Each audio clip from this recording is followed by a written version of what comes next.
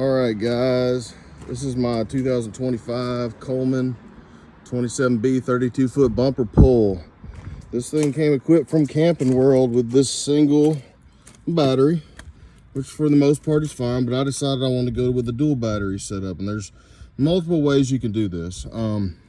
They do make a double cam that goes this way, so your batteries will sit this way, sideways, set it this way.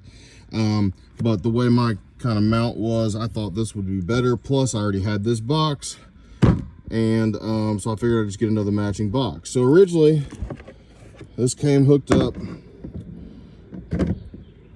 You'd had your power wire in, you would have had your ground wire in, and the rest of this stuff is for solar. And then this is where I made wires for my power wire for my electric tongue jack.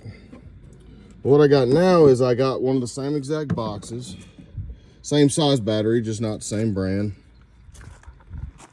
And what you're going to want to do is run this in parallel. And by parallel, I mean black to black, red to red, negative to negative, positive to positive. If you run it in series, you're going to get more voltage, which 24 volts.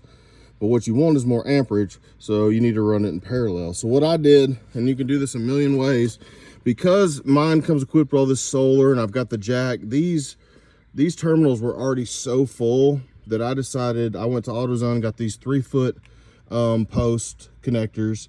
So the red now goes from here over to the second battery, the ground goes from here over to the second battery.